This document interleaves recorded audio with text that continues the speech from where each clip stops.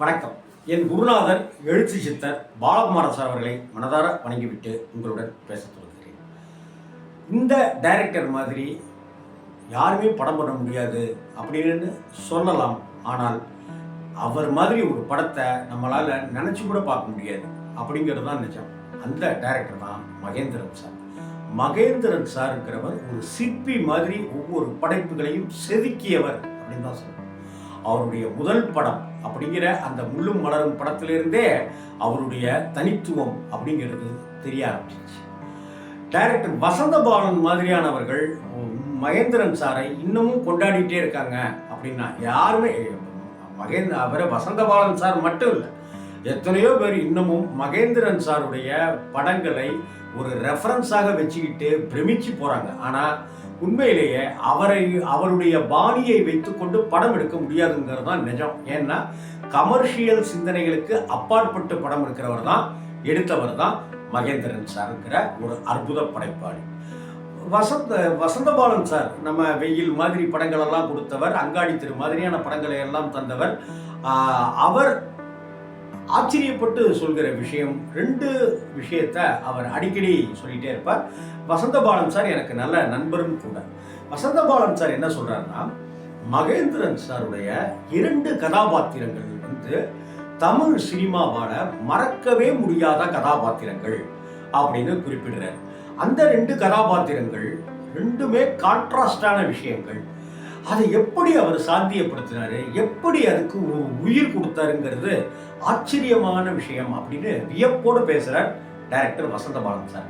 என்ன அப்படின்னாக்க, ஒன்று, மகேந்திரன் சார் முதலாக இயக்கிய அந்த முள்ளும் மலரும், அதை அடுத்து 2வது படமாக படைப்பை தந்த அந்த உதிரிப்பூக்கள், முள்ளும் மலரும் உதிரிப்பூக்கள், இந்த 2 படத்தை மட்டுமே வச்சுக்கிட்டு வசந்தபாலன் சார் சொல்றாரு. இன்னும் சொல்ல போனா 2 படத்தை மட்டும் இல்லைங்க, அந்த 2 கதாபாத்திரத்தையும் வைத்துக்கொண்டு சொல்கிறார்.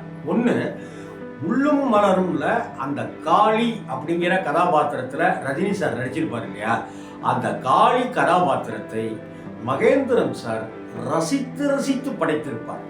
இன்னும் யோசிச்சு பார்த்தோம்னா, மகேந்திரன் சார் கூட பேசிட்டு இருந்தோம்னாக்க, மகேந்திரன் சாருடைய பல ஸ்டைல் ரஜினி அந்த படத்துல பண்ணியிருக்கிறது தெரிய வரும். எனக்கும் அது புரிஞ்சுக்கிட்டேன், நிறைய இடங்கள்ல புரிஞ்சுக்கிட்டு. மகேந்திரன் சாருடைய பார்வை, மகேந்திரன் சாருடைய கையசைவு, பாடி லாங்குவேஜ் எல்லாமே முள்ளும் மலரும்ல இருக்கிற அந்த ரஜினியினுடைய காளி கதாபாத்திரத்துக்குள்ளார அது தெரியும். அந்த காளி கதாபாத்திரம் ஒரு பக்கம் முரட்டுத்தனம், இன்னொரு பக்கம் ஆவேசம், இன்னொரு பக்கம் முட்டாள்தனமான கோபங்கள், இன்னொரு பக்கம் வள்ளி மேல தங்கை மேல அப்படி ஒரு அன்பு.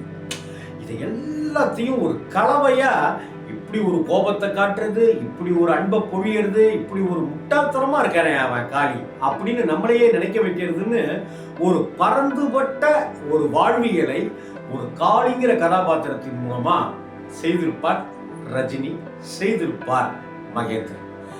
இதைத்தான் வசந்தபாலன் குறிப்பிட்டார். அந்த கேரக்டர் உருவாக்கம், கதாபாத்திரத்தினுடைய படைப்பு உருவாக்கம். இதே போல உதிரிப்பூக்கள் அப்படிங்கிற திரைப்படத்துல பார்த்தாக்க, அந்த விஜயன் கதாபாத்திரம், அந்த விஜயன் கதாபாத்திரத்தை இதுவரை வேற யாருமே அப்படி ஒரு கதாபாத்திரத்தை கொண்டு வரவில்லை அப்படின்னு தான் சொல்லணும். ஒரு பக்கம் மனைவி மேல எப்ப பார்த்தாலும் எரிச்சல் பட்டுக்கிட்டே இருக்கு, இன்னொரு பக்கம் மனைவியின் தங்கை மீது ஒரு மையல் கொண்டிருப்பது, ஒரு பார்வை வைத்துக் கொண்டிருப்பது, இன்னொரு பக்கம் தனக்கு எதிர்த்தாப்புல நல்லபடியா புதுசா ஃப்ரெஷ்ஷா நாகரிகமா ஆடை அணிந்தவர்களை கோபப்படுவது, ஆண்களாக இருந்தாலுமே அவர்கள் மேல கோபப்படுறது.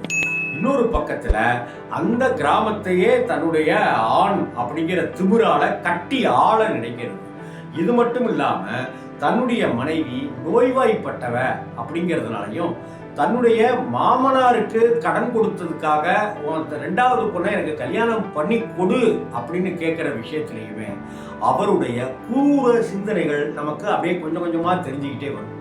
இன்னொரு பக்கத்துல மனைவியையும் அவங்க வீட்டுக்கு அனுப்பிச்சு விட்டுருவாரு. தன்னுடைய மனைவிய அஸ்வினிய அவங்க அப்பாவுக்கிட்ட அனுப்பிச்சு விட்டுருவாங்க. அப்பா தான் சார்வாஸ். அங்க 2 குழந்தைகளோட இருக்கிற அந்த தருணத்துல, நோயுற்று படுத்த படுக்கையா இருக்கிற தருணத்துல அஸ்வினி இறந்துருவாங்க. மனைவி இறந்ததை பற்றி கூட அவர் கவலைப்படாத ஒரு சைக்கோவா இருப்பார். குரூர சிந்தனைகள் கொண்டவனா இருப்பார். இதை அடுத்து என்னடா நம்ம பொண்டாட்டியோட தங்கச்சியை நம்ம ட்ரை பண்ணோம், ஆனால் கல்யாணம் பண்ணி வைக்கல, சரின்னு சொல்லிட்டு இன்னொரு பெண்ணை கல்யாணம் பண்ணிட்டு வந்துருவார். அந்த இன்னொரு பெண்ணை கல்யாணம் பண்ணிக்கிட்டு அவருக்கு தேவை சல்லாபத்திற்கு, சமைத்து போடுவதற்கு, துணிமணிகளை துவைப்பதற்குன்னு ஒரு பெண் அடிமை வேணும்ன்றத அவ்வளவு ஆக்ரோஷமாக கவிதை மாதிரி நமக்கு பொலேர்னு அறைய வச்சிருப்பார் மகேந்திரன் சார். இதற்கு அடுத்து ஒரு கட்டத்தில் அவர் அந்த பெண்ணுக்கு மனைவியினுடைய தங்கைக்கு திருமணம் ஆகுது அப்படின்னு தெரிகிற அந்த தருணத்தில் எங்க அக்காவுடைய குழந்தைகளை எங்கிட்ட கொடுத்துரு, நான் வளர்க்குறேன் அப்படின்னு சொல்லி கேட்கறதுக்கு, விஜயனை பார்க்கறதுக்கு வந்திருக்கிற அந்த சமயத்துல அந்த பெண்ணுடைய அத்தனை ஆடைகளையும், மேலாடை, உள்ளாடை, ஜாக்கெட்டு, பாடி, பாவாடை, புடவைன்னு எல்லாத்தையும் அவுத்து அப்படியே முழு நிர்வாணமாக்கி ஒரு மூளையில அந்த பொண்ணு அப்படியே சுருண்டு கிடப்பா. அப்படி சுருண்டு கிடக்கும் போது ஆசீர்வாதம் கேட்டில கல்யாணத்துக்கு, இதான் ஆசீர்வாதம் அப்படின்னு சொல்கிற ஒரு குரூரமான ஒரு ஆண் ஆதிக்க அந்த சிந்தனைகளை அதை விட வேற யாருமே இது வரைக்கும் தமிழ் சினிமாவில் பதிவிடல.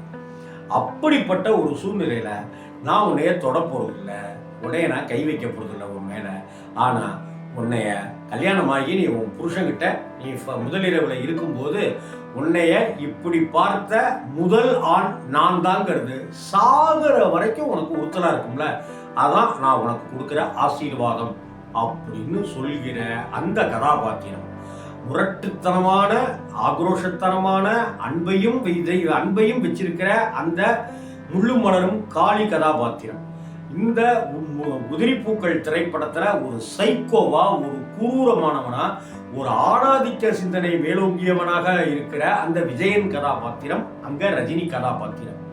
அப்படி ஒரு கேரக்டர் ரஜினி, இப்படி ஒரு கதாபாத்திரத்துல விஜயன். இந்த இரண்டு கதாபாத்திர படைப்புகள் அதை நாம கூர்ந்து கவனிச்சா ஒரு தமிழ் சினிமாவை எப்படி நவீனமா படைக்க முடியுங்கிறத உணரலாம் அப்படின்னு சொல்றார் டைரக்டர் என் இனிய நண்பர் வசந்தபாலன் சார். நீங்க அந்த படத்தை தயவு செய்து இந்த வாரம் உங்களுக்கு நேரம் இருக்கு அப்படின்னாக்க ஒரு இரவு நேரத்தில் ஒரு நாள் முள்ளு மலரையும் மறுநாள் உதிரிப்பூக்களையும் பாருங்க.